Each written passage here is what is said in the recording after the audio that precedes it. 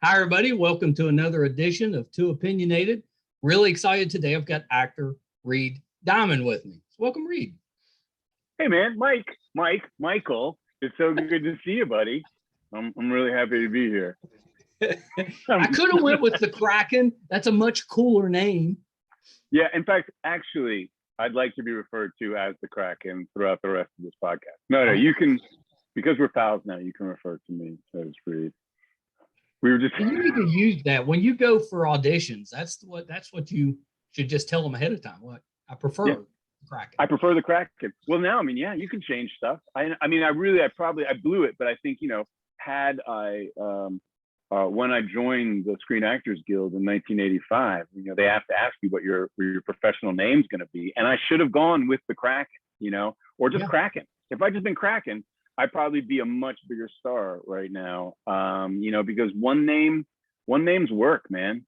It worked. That's probably held Madonna, you back. Yeah, it definitely. No, in fact, that's actually, that's, if it hasn't, at least I'm going to blame that, my lack of choosing the Kraken as my professional name is the reason that I haven't ascended to the highest heights, even though I've been moderately successful, and in television and film, on the stage.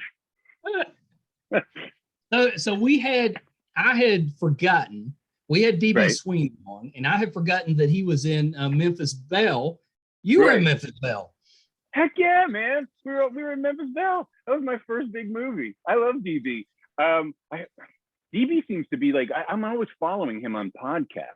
He must be like, I sent him out. He's the reconnaissance guy up front. That's right. He's doing recon, and then I just come in with the main, with the rest of the platoon. Yeah, we did. That was like, Memphis Belle, my God, we did that. That was 1989. So what is it? We're coming up right now. It's 20. We're coming up on 33 years ago. We made that movie, right? And it was a rough one to start with because it was so spectacular. It was my first movie. I'm working with all these guys who I was like, I thought DB. I remember watching him in 8 Men Out, and I was like, oh, he is. Yeah. I thought he was an incredible actor, and Eric Stoltz, and I'm such a huge Eric Stoltz fan, and Matthew Modine, and Billy Zane, and I was just like all these guys, and then they sent us over to England for 4 months, put us up in I haven't stayed in that nice a hotel since, and we got to go to boot camp. Now there's all this sort of prep stuff that people do on movies, but when we went to boot camp, the only other movie that had done a boot camp was Platoon, Oliver Stone's Platoon. And they'd had some, Dale Dye, their tech advisor, had set up some sort of boot camp in the Philippines for those guys. But we had this one, there were 10 of us, right? Because that's the crew of a bomber, of a B-17 bomber in the Second World War. There were 10 of us. And they sent us out to this. We got a week in London to sort of get acclimated, go to rehearsals, get fitted for clothes. And then they gave us some fatigues, and they sent us off to boot camp, which was held near where the Royal Marines and the SAS trained, but it was at this guy, Lord Fulford's manor. Lord Fulford was there, and all he did all day was drink and shoot, right?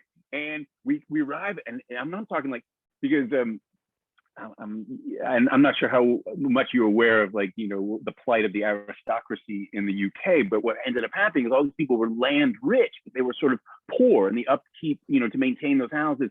And that's how all of the rich sort of American families at the turn of the last century sort of got into, the Vanderbilts got into sort of the higher echelons. They would be these sort of they'd go off and become these UK brides. They'd marry in because they had all the actual cash. These American sort of aristocratic families had cash, and the people with the landed gentry with their titles, they needed the cash. But anyways, we're at Lord Fulford's manor, and his family had been, I think, maybe on the wrong side of the English Civil War. He was on the wrong side of some conflict 400 years ago, so they weren't doing so well. But it was amazing, and then we just had this. We did this boot camp, and it was run by these ex-SAS and Royal Marine guys, and I remember because I think at least with probably Oliver Stone and Platoon, they had a sense that, we're going to need these actors to show up and not get killed during boot camp. They're going to probably need to make it to the first day of filming, right? But these guys were they were just beating us hard. I remember we immediately we go and run the obstacle course, and we're going through the woods, and then there's this pond that you have to swim across, and it's right in front of the manor. It's like some old, a moat, but it's not a moat. It's a giant lake or a little pond, not giant lake, giant pond, small lake. And I remember I'm swimming across it. I remember seeing like the SAS guy on the other shore, and all of my, because I was the last guy to go, because I'd torn my ACL before I made that movie. So I'm in a knee brace, but I'm swimming across the pond. I'm all of 21 years old, and I'm ready to go, man. And I'm swimming across, and I remember seeing the SAS guy's face. He sort of blanched, and his eyes got wider. And then all my friends were like, swim faster, swim faster. And apparently, like an adder, I guess the only poisonous snake in the UK, just swum across my back. It just gone over me while I was swimming. But poor DB, man, he jumped into that pond the next morning. I remember, because we'd start the day with like a brisk swim across the pond, and he went head first, and he beamed himself bad. It looked like he had encephalitis, like his head like ballooned, but it was great, because the point of these boot camps, we learned a lot of military stuff, and we were trained, we were marching all day and all stuff, but we really bonded as a group in this adverse circumstance, to the point where one night we're out, and we sort of developed this us versus them attitude. So there's the 10 of us against the Royal Marine guys, the XSAS, all the people who were producers of our movie. So one night we're out doing an all night like operation, doing maneuvers at night. One of the actors, who I won't name, he shows up. He made Molotov cocktails. He's like, I got these out. I just drained the gas tanks of their trucks. Let's burn it down. He's gonna burn down. Fulford Manor had survived many, periods in English history, and now was about to be burnt with cinder. Luckily they caught him, because at that point I was like, yeah, burn it down, man. Great, whatever. Let's go ahead, do it. We were all like, fuck them.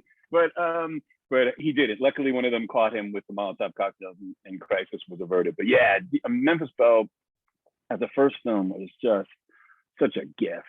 To work with those guys, and we're shooting at my favorite Pinewood Studios. I'm such a James Bond nerd. All the Bond movies were made there. And we got to see on our first day, we did a tour of the Bond stages, where they have that open giant, where they can put the submarines from Spy Who Loved Me. They can put so much water stuff in there. So that was really exciting, and we made a movie that we all loved. And unfortunately, World War II wasn't hip yet, so it didn't do very. It did fine. It was such a loaded cast, especially it was big at the time. But if you look back now, 30 years later, you're like, yeah, that was everybody in it was somebody. Somebody, yeah.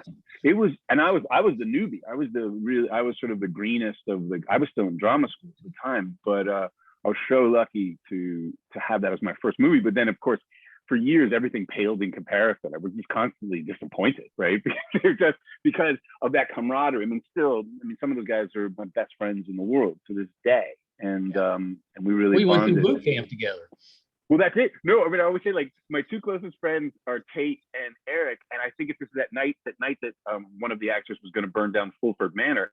The three of us shared a one-man tent, so we were all in there huddled together, freezing in the middle of the night, and we're like, yeah, we're buddies forever. Nothing happened, but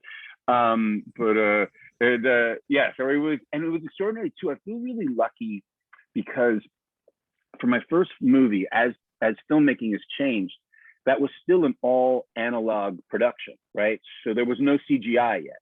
And we used real planes. And in fact, when they did the aerial photography, I got to go up in the top turret, which was my character's position, and fire blanks out of the machine guns in the top turret at oncoming Messerschmitts, right? And so they really filmed that. And then at the stage on Pinewood, they built a scale. They got a bunch of aeronautic engineers, and they built a scale model of a B-17 in there, and they put it on a gimbal so it could move. But it's so exciting to have that, because now, you look at, I'm sure you know more about this than I do, but you're looking at the behind the scenes on any Marvel movie now, and they're just acting in a green open space with green pads and which has to be harder. Yeah. Well, it's funny, because I've only done, I've done a lot of blue screen and green screen stuff, but not where like there is no set, where that's everything. And I think, coming from the theater, I think I could imagine it, but I don't think it's as enjoyable. And I was just seeing in that Denis Villeneuve was talking about in the behind the scenes on Dune, that he built most of the sets, so they were functional. because he had a sensitivity to the fact that an actor is going to be much more, you're going to get more out of them if they can see what's going on.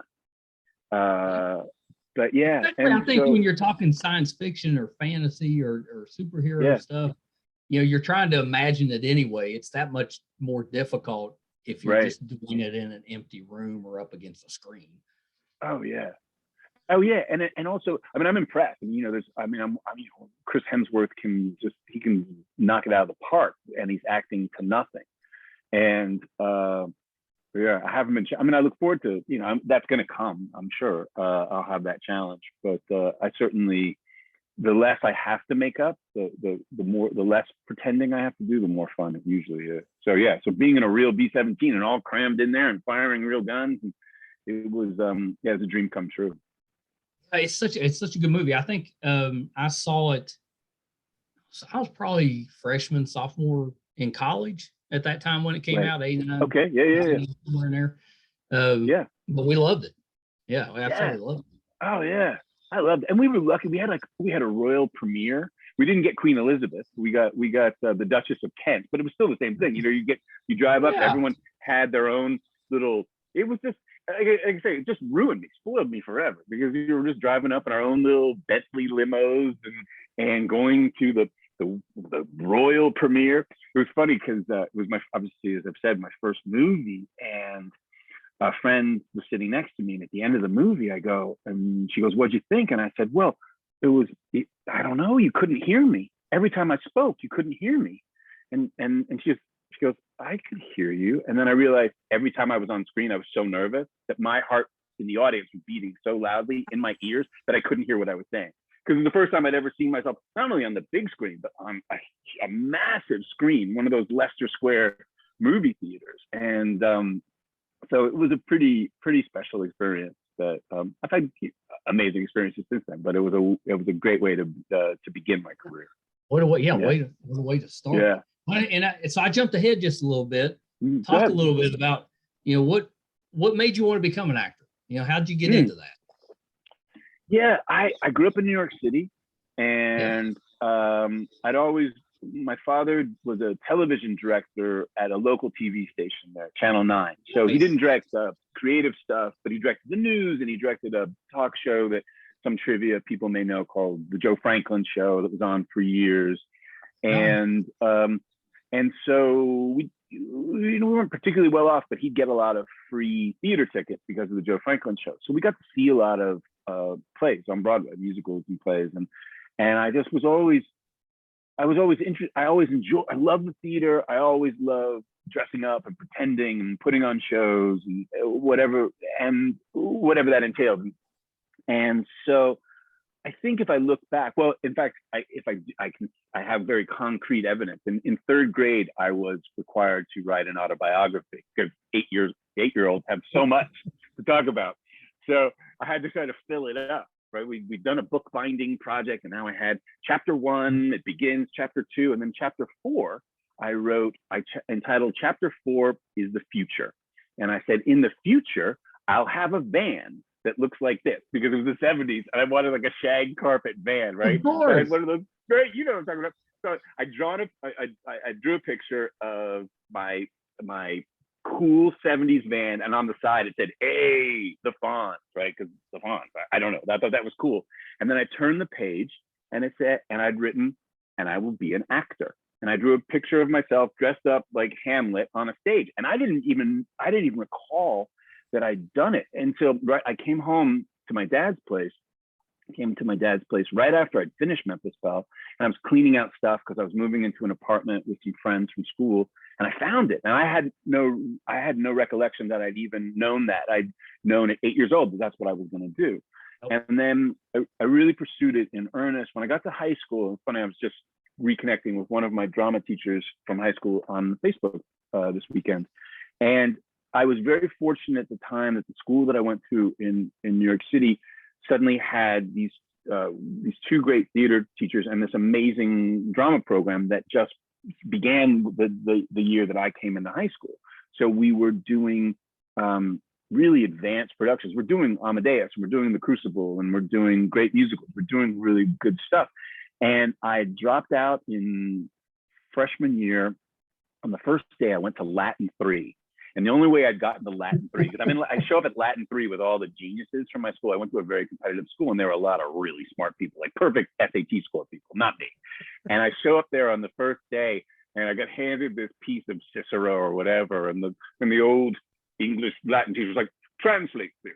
And I go, I don't know. Because the only way I got into Latin 3 is because my Latin 1 and 2 teacher had been this very nice woman who I'd managed to charm for 2 years. I don't know how I charmed her into getting a passing grade.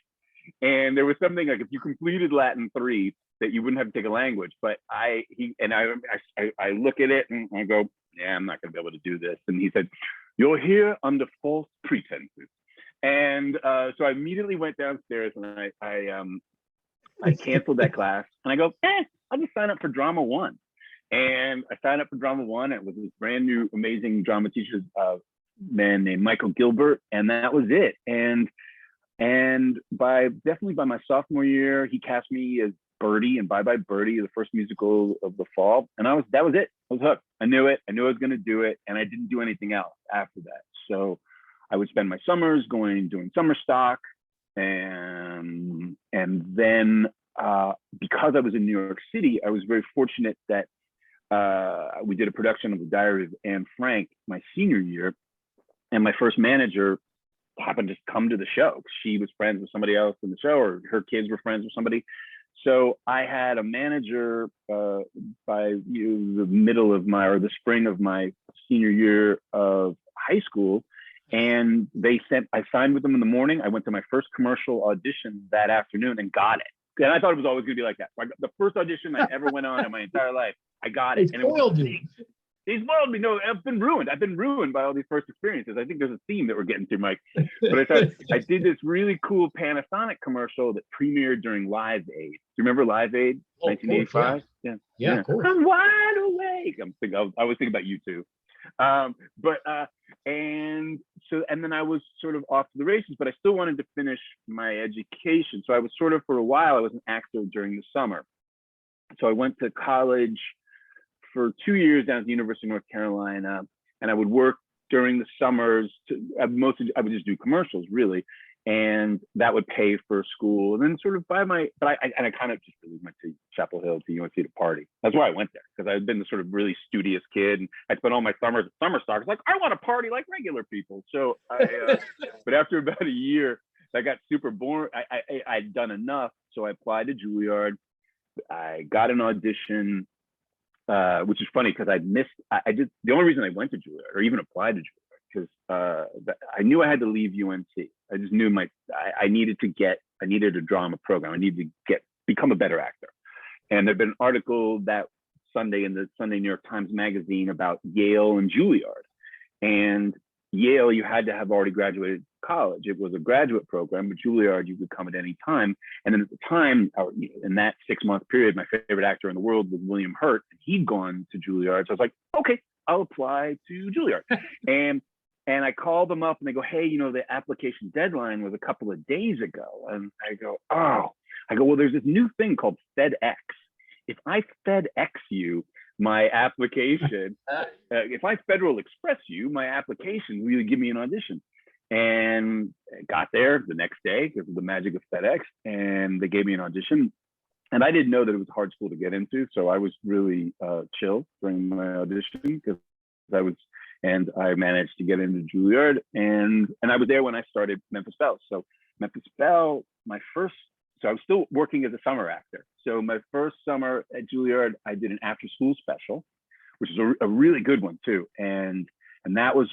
I thought you had done at least one after-school special. That was my first one. It was the one called Date Rape, where we learned no means no. But it was really, there were great actors like John Hurt. John Hurd was in it, and it was a really good script and a great director. And so that was an awesome experience. And then that spring I got Memphis Belle, and I made that over the following summer and into the fall. And then I was off to the races. And I still finished Juilliard, and I only worked as an actor in the summer. So then I would do a movie every summer, and or a commercial or, you know, a bunch of commercials. But once I started doing the after school special, I stopped doing commercials. Then I did after school special and a movie. Then I did another movie the following, and I had to make enough money so I could pay Juilliard, so I could pay my tuition in the fall. And luckily I'd always get something. And then I graduated in 91 and did my first full Broadway play after I graduated. And then I thought, well, I've never really been to California and all my friends are living out there. So then I moved to Los Angeles. I don't think it's supposed to be that easy. Well, yeah. I mean, it got off to a really fortunate and lucky start, right?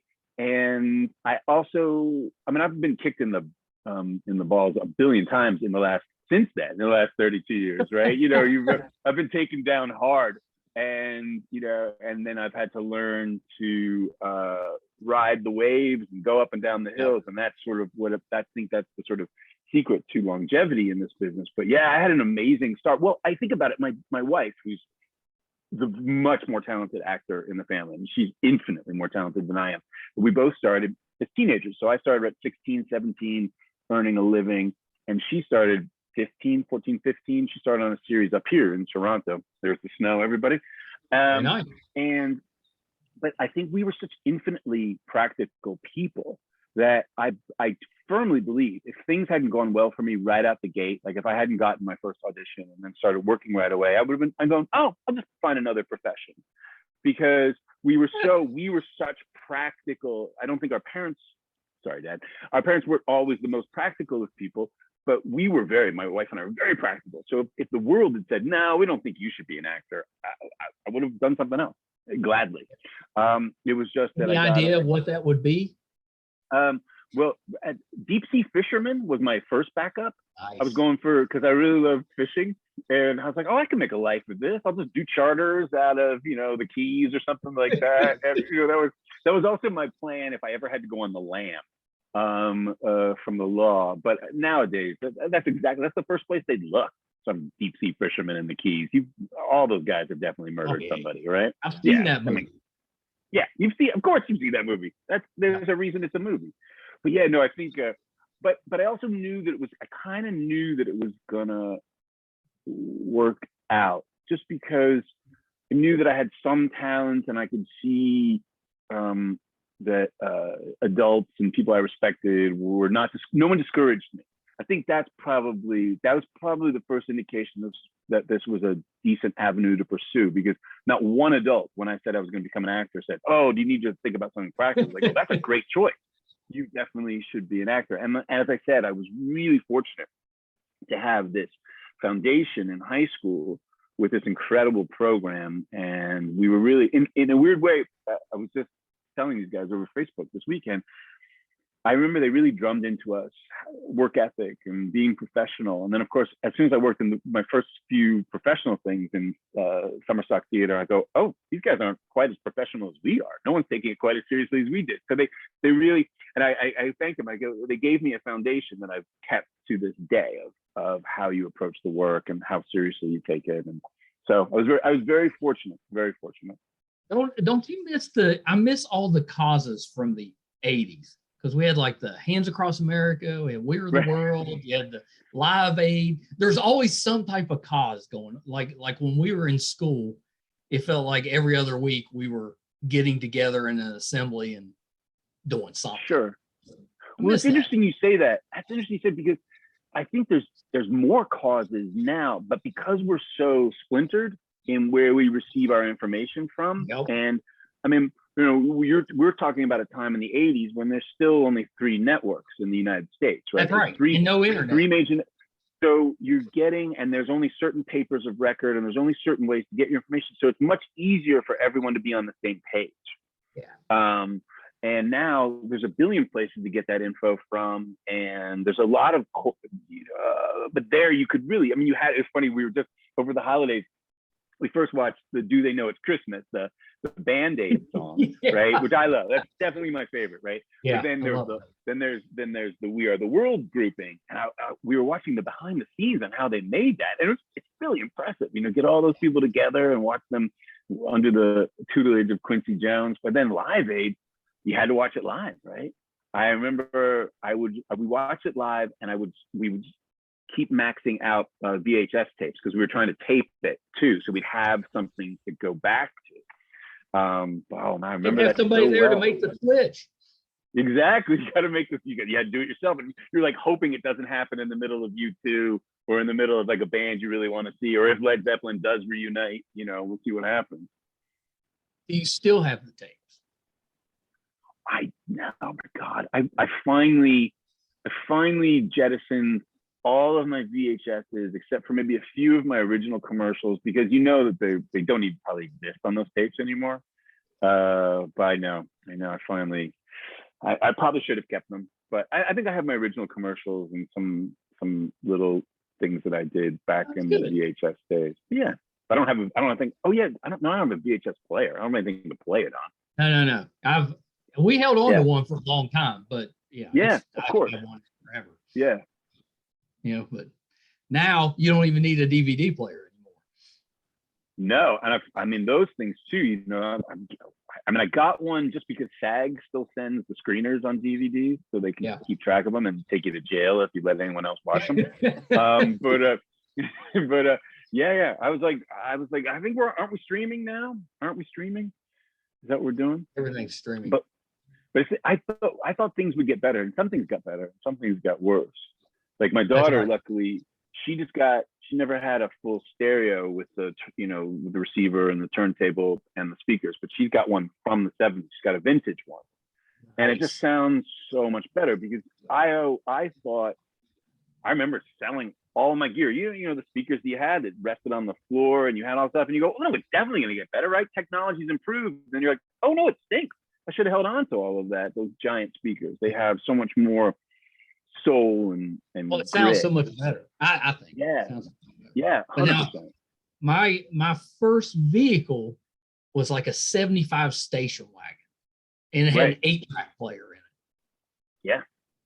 Yeah. And I always thought those sounded pretty good. They sounded really good, except the problem with the 8-track is, what's the biggest problem with the 8-track?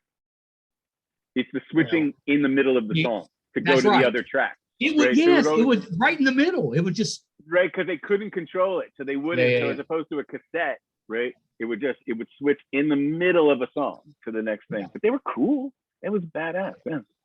Yeah, I missed those. I know. So I think the earliest I remember seeing you, which the earliest I saw you was probably the After School Special. I just don't, because I watched those, but I don't remember those very well. And I know I saw you in Memphis, Belle, because I remember going to that one.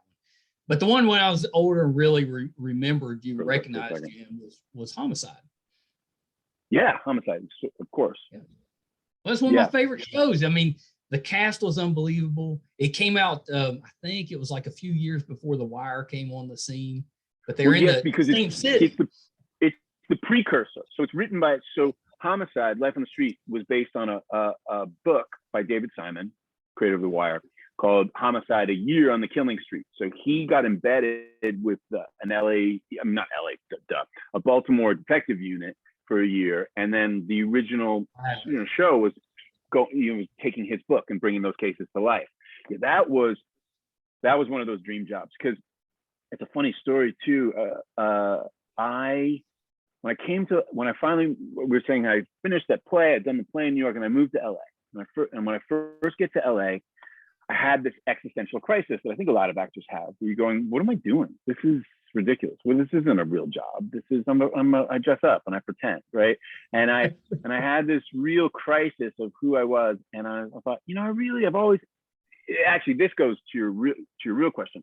What would my plan be? I'd always wanted to become a cop in New York, because I just thought New York cops, especially, I love New York cop movies. I loved all those things. There was just something a little cooler about it. They would only enforce the actual crimes, not like the penny ante shit. When I was growing up in the 70s, it really changed. In fact, I remember once my buddy and I were well underage, and we're walking down Park Avenue with a couple of tall boy Budweisers in our hands, and he was so paranoid. He grabs me. He's like, because he sees a cop car, and he spins me around, and he takes us into the bushes of this building. Well, of course, the cops see these two kids spin around rapidly and go into the bushes. and they do like a felony stop on him, and one of the female cop runs after, like, stop, and then the other cop comes over and he's going to where I was in the bushes. I'm like, please sir, don't tell my parents, please, I won't do it, I'm sorry, I'm so sorry. And he grabs a beer and he goes, a beer? And I'm like, yes, it's it, I'll never drink again, I'm sorry, officer. He goes, oh, I thought you had drugs. And he just handed it back to me, and they left. And that was it. Just give me my beer back, and all was fine with the world. But anyway, so I moved to Los Angeles, and for a little while, I thought, oh yeah, I'd like to become a cop. And I had all these friends who were on the LAPD, because a lot of LAPD officers also do parts on shows, or they'll do extra work, and they'll play cops, right? So I befriended some, and they were like, hey, well, why don't you come with us? Come down to do a ride along and spend a shift with us. So I went to watch, and the time was right after the riots. And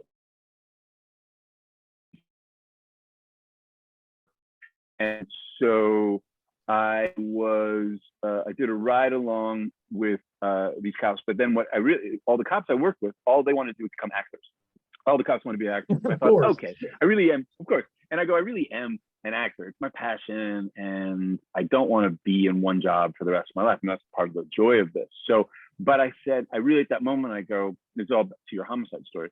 I was like, I want to play a cop on TV, but I want to play one truthfully, because I'd kind of been obsessed with them and studying what their lives were like. And it was a different time now, obviously. And so when Homicide came on the air, I was in love with that show. And Andre, who played Pembleton, I'd gone to Juilliard with him. I'd been a few years behind him at Juilliard, and I religiously watched that show. And I was like, I want to be on that show.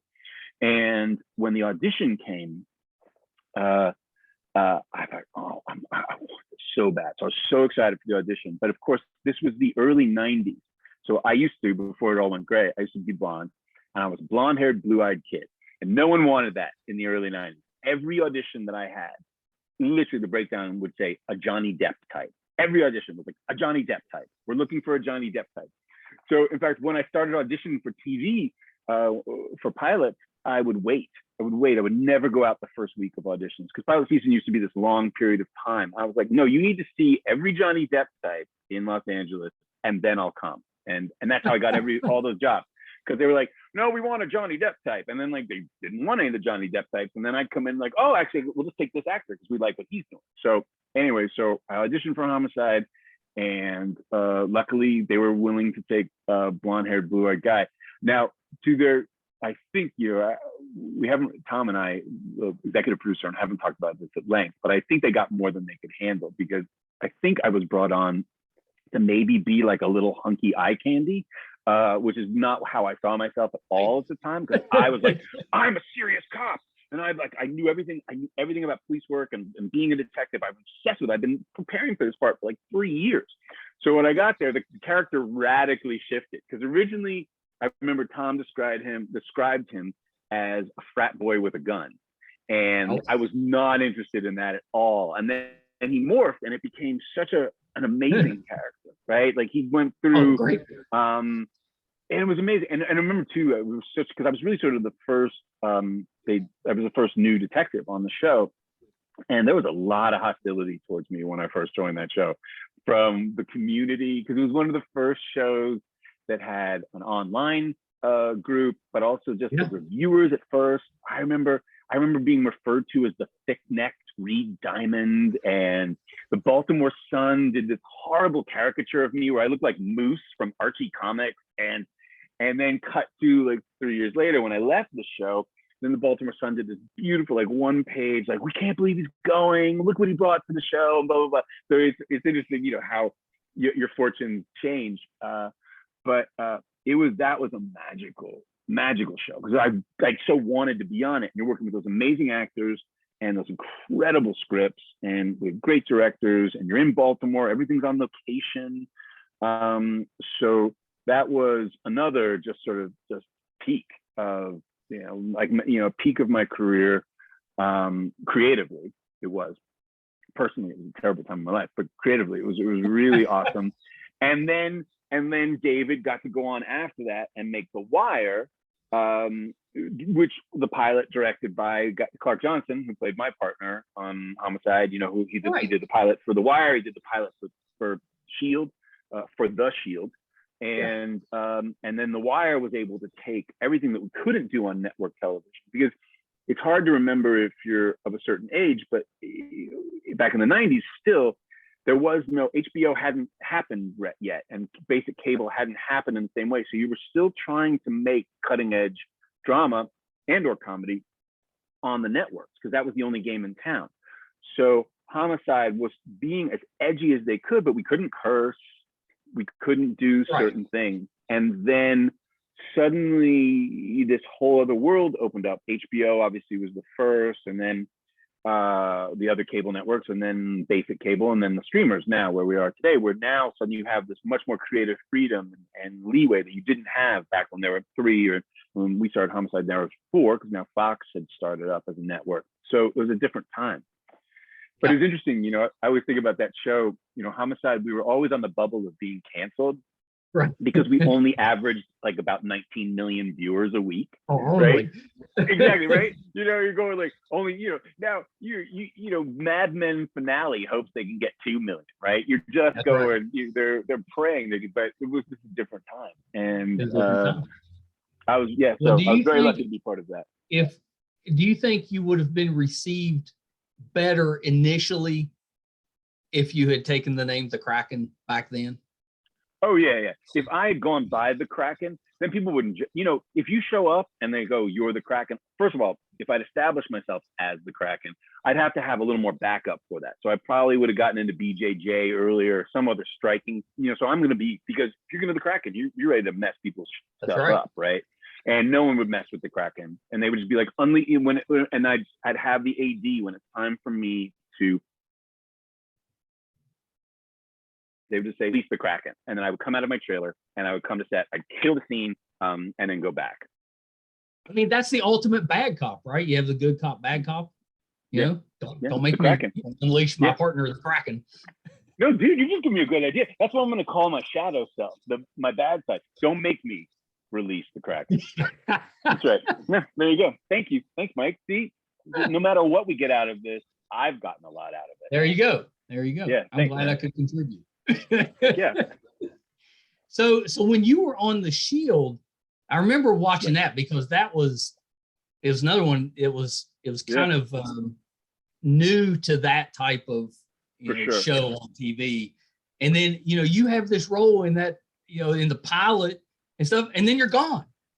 Oh yeah. This is one of the biggest mistakes of my career. So I'd done Homicide for a few years, and I was still, my head was firmly up my ass in some ways. Like, I'm a serious actor, and I need to find new, you know, rows to hoe, and I didn't want to be on a series again.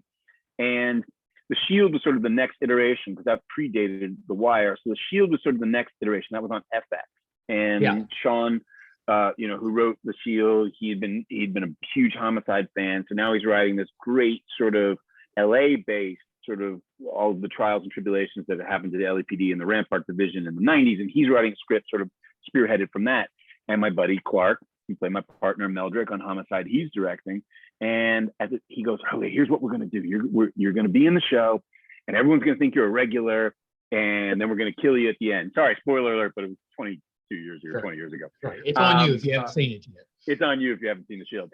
And I was like, this is great. I don't want to be on a series anymore. And great. And I was working with my buddy Clark, and it was funny because I've told this. I've mentioned this because I just did their Entertainment Weekly's doing a whole spread on the 20th anniversary of The Shield. Nice. But when I was on Homicide, part of what the creators of the show on Homicide thought was the magic sauce was discord amongst everyone. So there was tension, and it was a dangerous. I mean, when I first came onto that show, I liked it because I was sort of methody. I felt like the new guy. People wouldn't really welcome me in. And I was like, okay, that's how it would be if I was a new detective in the squad. I'd have to earn my bones. So I liked it, but it could be a little chilly, and not everyone got along, and so it was that sort of atmosphere was fostered. So I show up to The Shield, and all of them are delightful. Everyone's lovely. Could not be lovelier. And I go, oh, your show's gonna fail because everyone's getting along.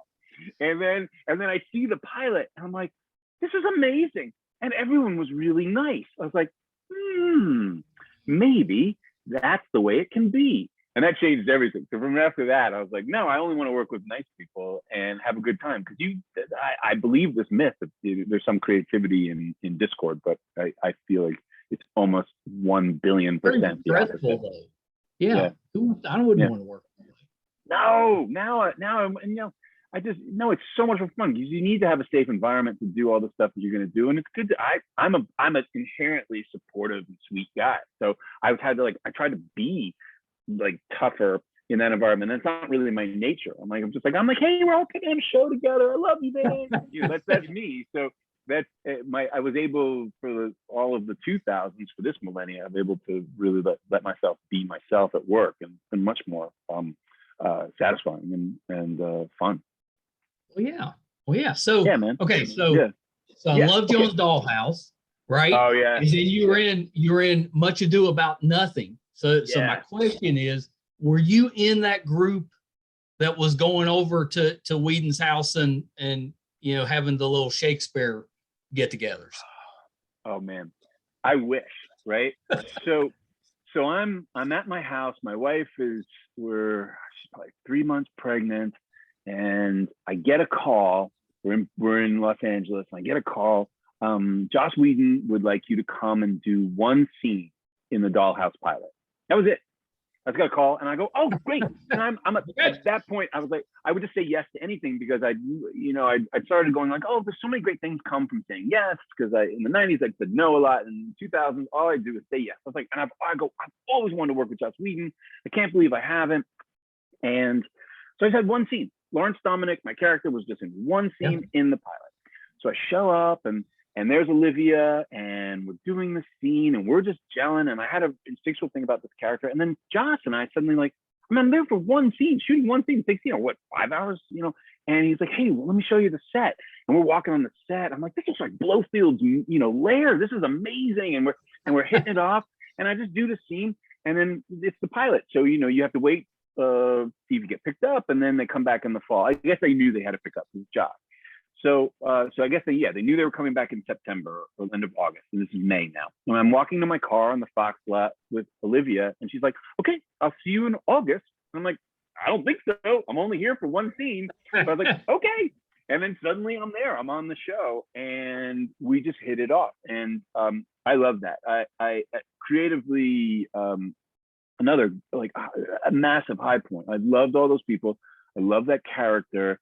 Joss, I adore Joss, and so that was, and that character, the character was so much fun, and all those actors were just incredible, and it was just, the writing was magnificent, and I just loved, and I got to wear all those amazing suits, and I'd created this character. I created him based on Sir Francis Walsingham on Queen Elizabeth I spy master, played by Jeffrey Rush in the Elizabeth movie. But I always thought about because it was interesting, because that first scene in the pilot, and even in subsequent scenes, at least in the first couple of episodes, I didn't have much to say. And I thought, okay, well, he's there and he doesn't have much to say. Like, oh, he's just watching her all the time, and everyone is below him except for her, and he'll fight to the death for her. And even when the turn came in my character, it still made sense. Like, I still loved her and cared about her. So it all got woven in there nicely. And then the Much Ado was really funny. So now Joss and I are pals, but I'd never gone to any of the Shakespeare readings at the house. And now my daughter's 2 or 3, and I remember turning to my wife and I said, "I do not know why the F I went to Juilliard." I go, "I'm never doing Shakespeare. I'm never doing Shakespeare again." Check my email inbox. "Hey, it's Joss. I'm thinking about doing a movie version of Much Ado About Nothing. Would you like to be in it?" I'm like, "Yeah, I'd like to be in it." And he goes, "I don't know who you're going to play, but I'll let you know." I'm like, "Great." And that ended up being another one of the most amazing creative experiences of my life, because we shot that for 2 weeks at his house. No one ever left the set because everyone was just having such a good time. Because that one he put together, he talked about how he collects people over the years. So people who are really good people and people who are really good actors. And he just brought them all together for that thing. So everyone was just delightful. I mean, I knew some of them, and then some of them became new friends, and we've all stayed friends since then. But that was a magical experience. And also he has, I mean, he's a genius, right? I mean, I think he's the only, I briefly met Stephen Sondheim, who's also a genius, but I think Joss Whedon, he's the only genius that I know. And his insight into Shakespeare was so farther advanced than any I'd gotten from any Shakespeare scholar I'd studied with at Juilliard or anything like that. He really understood what the plays were about, what's really going on. And what I thought he did so magnificently in that movie is, usually if I've seen a stage production of Much Ado About Nothing, and I saw Derek Jacobi do it with the RSC, because I'd won the Shakespeare contest at my high school sophomore year, and that the reward was to go see the RSC do Much Ado About Nothing. And my impression of that play was Beatrice and Benedict being funny, and then boring, Beatrice and Benedict, filler. But it wasn't. You know, and when he said Don Pedro, I remembered that used to be like the character you give to some old actor who's, you know, been there forever. And but then he goes, and then I saw how rich it was and how deep it was, and even the smallest servant part, he goes, this is what's going on for you. And then that actor was able to bring it alive. So I felt like it was a really spectacularly in-depth and vibrant exploration of that play, and I love doing it. Yeah, he's such a good writer. Yeah. Oh, Shakespeare? William Shakespeare? Yeah. No, Josh. Oh, Josh Whedon. Yeah, Josh. Shakespeare's okay. Josh's edits were excellent, but also his insight into what's going on in those scenes. You know, because I never understood. He goes, you guys are like sort of the idle rich. So you've run out of things. So you just plop yourself at somebody's house for a couple of weeks, and you're so bored, you're just gonna like make trouble. And that's what they do. Like, hey, let's fix these two people up together. Let's pretend she's dead. And I go, oh, I totally get it. And then shooting it in black and white. I've been lucky enough to do a couple of movies now in black and white, which is such a treat, because we don't think that's necessarily going to happen. But yeah, so that was definitely, that Much Ado About Nothing was a high point, and I got to use my Shakespeare. Very nice. So now that Marvel, go ahead. No, you go ahead, man. I was going to say, now that Marvel is doing all this stuff with the multiverse, I mean, couldn't we get a version of the Kraken coming back? We could. I hope so. I would do it in a heartbeat, because that was one of those characters. It's funny because this ties into Much Ado About Nothing. So obviously Josh has created with Jed and Marissa, they created Agents of S.H.I.E.L.D. And I feel like the Whedon family has a singular mission to get me to use my Juilliard training, because I felt like in so many ways for years I hadn't used it, but I hadn't used it for Much Ado. And then when I got cast in Agents of S.H.I.E.L.D., I thought I sort of created a sort of super villain boot camp for myself, because I go, well, he's got to speak a certain way, and he's got to hold himself a certain way. And it was one of the hardest creations I'd ever had to do. And I really had to rely on all of that training that I'd gotten that I thought I never would use. But it was a kind of a bummer, because when I got the script, where they called me, like, we're going to get the script where you're going to get killed. And I was like, oh, I just felt like I'd gotten to go in there. But because of the nature of that, I got to come back like 3 or 4 times over the subsequent years, because they would do flashbacks and stuff like that. But yes, if you need the Kraken unleashed, I'll unleash his ass for sure. Yeah. I would love to. I would love, now that it's expanded. Well, you had a role in Tobey Maguire's Spider-Man, and now he's back. You got a few avenues. Anything's possible. Now in this day, well, that's a great thing, with moving timelines. Oh yeah, we might need to see Daniel Whitehall and and the Kraken. Sure, we do. Did I see did you have a role on Bill Bixby's Incredible Hulk? No. Okay, so this is a great story. This ties back to what we were talking about before we went on the air with our 3 names. So Mike and I were talking before we came on the air about our middle names, and we only get called by our middle name if we're getting yelled at by our parents. But anyway, so there, when I joined Screen Actors Guild after that first commercial that I got in the afternoon, when you join the Screen Actors Guild, you have to give them your name. Now, my name is Reed Diamond. I was born Reed Diamond. That's my real name. There was another Reed Diamond in SAG, in the Screen Actors Guild. So you couldn't have. I had to be, for the first 3 years of my career, I was 4 maybe. I was Reed Edward Diamond. Oh yeah. Oh, that was even longer. It was like the other Reed Diamond that was in the because the other Reed Diamond It was the other Reed Diamond that was in the because the other Reed Diamond, whoever comes first gets the right to that name. So I had to be Reed Edward Diamond, and I'd never been that guy. Like Reed Edward Diamond wasn't me. I was Reed Diamond, but this guy Reed Diamond, and he was very gracious because I guess after Memphis Belle came out, I think he had only worked as a kid. But let me actually backtrack for a second. So he had done an after-school special called Sarah's Summer of Swans that they used to play at my public school. And he and I looked very similar. I think we're probably the exact same age. He'd been in 2 Minute Warning, and he'd been in this thing called Sarah's Summer of Swans. He'd been in The Incredible Hulk. But I remember they played, I'm in 5th grade or 6th grade, and the Sarah Summer of Swans comes on at the end. It says starring Reed Diamond, and all these girls in my 6th grade class like, is that you? And I'm like, yes, it is me. Yeah, of course it is. Oh, 100%. I didn't deny it. I got a lot of cachet. But cut to years later, I got my name back. He was very gracious. I wrote him a letter. I said, hey, I don't know if you're still working anymore, or you're interested. Could I be Reed Diamond? And he's like, absolutely. So then we worked it out with SAG. But oh wait, I was gonna So, but for years it took. We shared. They had his credits on my IMDb page, and I finally had to write IMDb. But still, like, just I don't think anyone trusts Wikipedia, but it's still on Wikipedia. So it looks like I worked a lot in the early '70s, took a huge break, and then came back. And it worked out chronologically. It totally worked out, and we had the same coloring. And we look very similar as kids. But no, that my first credit that wasn't a commercial was the ABC After School Special Date Rape. Yeah.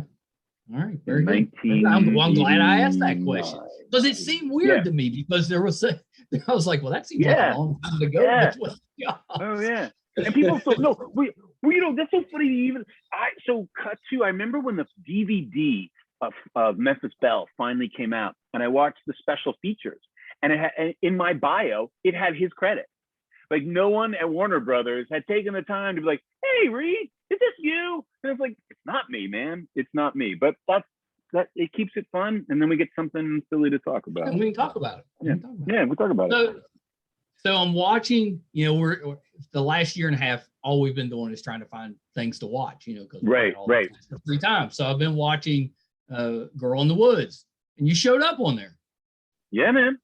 Yeah. Girl in the Woods was my big series this year. I mean, I did a couple of series this year, but yeah, we drove. I loaded the whole family in the car and we drove out to Oregon to do Girl in the Woods. I was excited about that one. I don't know. Yeah, I really loved it. I loved it. I love the script. It was the best pilot I've read in forever, where I knew who the character was, and it was also everything that my daughter was looking for in TV. She's looking for horror that had a realistic mythology, a cool, gripping mythology, and she also wanted sort of realistic LGBTQ representation, and that show had it in just in all of it. And I love the relationships between the main cast, the younger people. It felt very real. It felt and then I love the mythology of the horror, and I love my character. The idea, because it really felt to me this show dealt with so many different layers and themes. And so there's the theme of what it is to be young today, but there's also this theme of parenting and how you parent. And I really see me, everyone referred to me as the villain or the psycho or the cult leader or whatever like that, but I never saw it that way, and I still don't.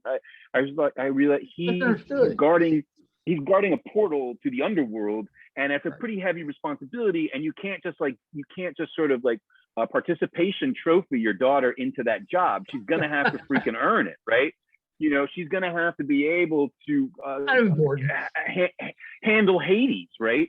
So a little bit of tough love is necessary.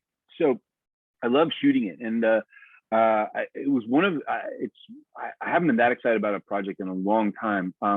I mean, I know I imagine it was harder to find because it was sort of a beginning of the Peacock network, and I'm not sure yet if we're going to do a second season, but if we do, I'm there in a heartbeat. I mean, except I'd grown I'd grown a huge beard and my hair was like down on my shoulders. I'd never gotten it that long. So if there is a second season, very jealous of that. Yeah, those days are long past for me. You can still do the beard, man. Oh, I could get the beard. I could grow the beard. Yeah. I could probably get it. Like I could get the hair in the back, but it'd look ridiculous because it wouldn't cover the front. Yeah, you look like Riff Raff from Rocky Horror Picture Show. Yeah, exactly. Exactly. No, yeah, that's not the look you want. That's not what you're going for. No, you got the cool head. You're just looking cool and badass. Just there came a time where I was like, it's got to go. You know, I briefly fought against it, but then I was like, I'm not. Screw that. I'm just getting rid of it. No, you look great, man. Super handsome. I appreciate that. Yeah, I mean, we're lucky, man. I mean, when we were kids, no one had that option of shaving their head, and you just saw like the round sort of tuft. It just it got bad. Or the comb over. It got bad. I do miss 80s hair. You know, I had kind of the Sean Cassidy. It was more 70s, I guess. Sean Cassidy feathered hair. I miss those days. I didn't at the time. I hated it because it took so long to to get it fixed up. But now I miss it. Yeah. No, that was my hair just because in the 70s I never got a proper haircut, but my hair I always wanted to grow long and straight, and my hair just grew out. It would just get thicker. I always look like a mad Welshman. And when I first started having bands, because before I thought I was gonna be an actor, I wanted to be a musician. And so we'd have band practice. Before I go to band practice, I'd wake up in the morning and I would just take all of my hair and I would just push it down, and then I'd put a headband around my head, trying to because I just wanted long, stringy, straight hair. And as you can see from Girl in the Woods, I just can't get it. It just goes, I like a chia pet. Yeah. But you had the good hair. Yeah, I'm jealous. I had such good hair, and I didn't appreciate it. And then one day it left. It was like, well, heck with this guy. Hair. My best buddy when I was a kid in New Jersey, that we're going to summer, the guy Jack Wagenfeller, who we finally just reconnected. He had the perfect hair. Part in the middle, he had the thick, round handled comb, and he could and it would just flip perfectly. And I could never do it, and all the girls liked them. My grandfather, he was a Baptist preacher, and he had the best hair. I mean, he had preacher hair, but 80s preacher hair. And he used this brush. It was kind of like a brush that you would comb like a horse with. You know, it fit over your hand, and then but he would just. Yes. And that's what I used for years to get that feathered look.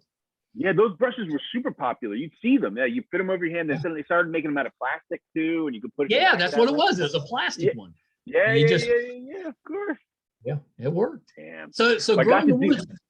Yeah, go ahead. I was gonna say but I did do the 70s hair, which is good because I just right after I finished Girl in the Woods, I went down to LA and I did Gaslit, which is this new Stars series. And Julia Roberts about the Watergate break-in. And so luckily I still had all my long hair. So I'm playing Mark Phelps, AKA Deep Throat. So it was great to wear the clothes and do the full dry look, hair, blow dry. Yeah. So I've had an interesting hair year last year. Pretty great. Yeah. I thought you were doing that.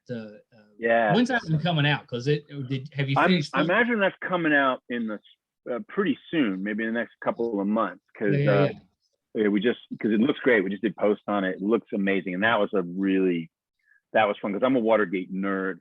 So when they called me up and they're like, "Hey, do you want to come do this show?" I'm like, absolutely, and it was so much fun. It's directed by Matt Ross, I went to Juilliard with, and then he and I did Good Night and Good Luck together, the George Clooney movie, and he directed Captain Fantastic. Filmmaker and super cool guy. That's awesome. Now I was going to say with Girl in the Woods, I thought that you mentioned the younger cast, their dialogue and their interaction. I actually thought it was really good because my wife and I will talk. You see, especially now when they're trying to thank goodness, but they're trying to get representation into TV shows and movies. Exactly. But sometimes it feels like the person writing the dialogue has no idea what the kids would actually be saying or sounding. Well, that's exactly it. This one was really good. That's what I loved about it, because sometimes it's just sort of the dialogue, or even just putting putting the representation in the show feels sort of just laid on top, but this was intrinsic. It was so perfectly woven within, and it felt so authentic. And we need that. And that's the kind of show that my kid wants to watch. She wants to see it. She doesn't want to see it just, crowbarred in there. She wants real representation, and it doesn't have to be the focus. It just is. That's the other thing too. It's just a fact of the story that you have non-binary character or gender fluid, and you don't have to make that the show about that. It just is. It's part of the show. It just is. Yeah. Absolutely. Yeah, agree. Yeah. So I know we got to wrap up, but I got to ask you about playing Mark Shapiro. Are you a baseball fan, or were you a fan before that? Not even remotely. But like Mark Shapiro was like I love doing that movie. But I look at it this way, like I know nothing about sports. Sports isn't my thing. But like I don't know how to take a gallbladder out and I can do ER, right? So you just go, you learn. I studied it, I learned all the stuff. And that was a funny one too, because we improvised that scene for a whole day. It was crazy because I got so used to doing television where you're doing 10 pages of dialogue a day. Like you're doing multiple scenes. There's no time, there's no rehearsal. And that scene in Moneyball, that was the first scene they shot on Monday. So on Friday, we show up to do a rehearsal. Bennett, the director, and Brad and I. And I'm like, why are we doing rehearsal? It's going to get so boring by the time we get there. And then it was interesting because Aaron Sorkin had written that iteration of the script, but then Brad shows up with his own version of the scene. He'd written a version of the scene. And normally you're like, oh, I bet you gave yourself a lot to do. But he's such a mensch, right? He'd written me a much bigger part. Like Brad had given me all this cool stuff to do, right? And then we're like, okay, we're going to combine the two. And then on the day, we ended up improvising a ton. And it was one of the greatest experiences I've ever had. We shot that movie on film, and Bennett would sit underneath the camera while it's running, and we would just improvise until the mags ran out. And at first, for the first 6 hours of the day, we're just focused on Brad, and the camera's pointing towards him, and we're just improvising, coming up with all this crazy shit, and saying the lines as well. But we get to lunch, and some of the background guys who've been behind Brad, they're like, "Man, you're killing it today." And I go, "I'm not. It hasn't happened yet. We still got to turn around. None of that was on me. Like nothing I did exists. Like I was like, I don't know if I can improvise for another 6 hours. But luckily we came back and we shot my coverage in about 2 hours. And Bennett would just call out we had all these different code words for the different improv. So he'd go like, all right, do the Captain Kirk improv. And because I had a whole improv that didn't make it into it. So I'm sitting in that chair. I'm like, yeah, I feel like Kirk, and these guys are the red shirts. And we did a whole like Captain Kirk improv, and then because they were different studios, and he loved it. He kept wanting me to do this Captain Kirk thing. I wanted this whole Captain Kirk Enterprise Star Trek riff, and then they couldn't use it because different studios, and they couldn't get the rights to say Star Trek or anything like that. But it was fun. So, but yeah, Moneyball, Mark Shapiro, and now he's up here. He's managing. He's in Toronto now. The Jays, yeah. And it's funny, yeah. So it didn't. I knew who he was, and I obviously read Michael Lewis's book, but I didn't try to do a Mark Shapiro impersonation. But then people were like, then he'll be like, "Hey, he liked me," And I have friends who are friends with him, and I hope to meet him one day because he's been an important part of my career. You're in Toronto, just show up. Yes, I might. Oh no, if we see each other, it's gonna happen. I was waiting for him to call me. Okay. Yeah, because Billy Bean, of course, is brilliant as well, but yeah, he's brilliant baseball wise. He's pretty good. Yeah, really good. Really good. No, not too bad. Well, Reed, thank you so much. We can talk. You've had such a great career. You're gonna have to come back because there's so many more things we can talk about. Dude, let's do this again because we're just getting, I just go off on tangents and there's so much to talk about. You're so delightful to speak with, and I'm so glad you invited me to come on your show. It's absolutely a blast. Well, yeah, thank you so much for doing it. You're one of my all-time favorite actors. You've been in you've done so many nerdy things, and I'm a baseball fan, so I loved you in Moneyball. Yeah. I loved your pop shows. We didn't even talk about 24. You've done so much. All right, this is part one. We'll come back and we'll do a part two, okay? We have to. Yeah, we have to. All right, so Reed, a couple things before you go. So we talked about Gaslight coming out. Anything else you have upcoming that we can kind of keep an eye on? I've got Gaslit coming out. Gaslit. Gaslit. I'll be on the final season of Better Call Saul. And, very nice. And I just completed. I mean, that show's okay. That's okay. Yeah, it's okay. It's okay. And I just completed this amazing independent movie called Off Ramp, Juggalo Road. I was just down in New Orleans for a week. I can't wait for you to see that. But yeah, if you haven't seen Girl in the Woods, definitely check it out. And Gaslit. We'll get it right. It's gonna be freaking awesome. And of course, Better Call Saul is Better Call Saul. But yeah, I'm always on your TV. When people are like, "Where do I know you from?" I'm like, "Oh, really? Do I have to go?" I don't know. I don't. I'm going to do my best. You criminally profile them. You're like, okay, you seem like a kind of person who would watch this show, and you try to guess. But it's never the one. It's never the one. I was just on this movie just now down in New Orleans, and the script supervisor's like, "I've seen you on stuff before." I'm like, "Yeah, I hope so," because my family's needed to eat for the last 35 years. And she goes, "Well," and then she's like, "Medium." I'm like, "Yeah, I was on Medium. That was 20 years ago, but I did it. That was me." She's like, "You were so-and-so." I go, "No, I wasn't." Then I remember, no, I was a serial killer who hadn't committed any crimes yet. She just knew that I was going to. But anyway, yeah, so thanks, man. We have a lot more to talk about. You're just a joy to talk to. And thanks for having me on your awesome show. Yeah, for sure. For sure. So last thing, where can we find you on social media? Yeah, please. Even though Twitter is just a cesspool, but I'm at Reed Diamond on Twitter. But I prefer, come visit me and look at my pretty pictures at Reed Diamond Presents on Instagram, at Reed Diamond Presents. That's a much better place. Instagram is so much nicer because it's really just so much nicer. But you know what pisses me off now, Mike? It's like people are like, okay, it's just supposed to be pretty pictures, right? But now people will post pictures of their tweets. And I'm like, no, don't put your words up here. This isn't a place for words. I don't need to see a photograph of your brilliance, your incredibly divisive opinion. Just put a picture of you and your dog, and let's move on. And just move on. Thanks, man. All right, Reed, hold on one second. All right, so that was the talented, the terrific Reed Diamond.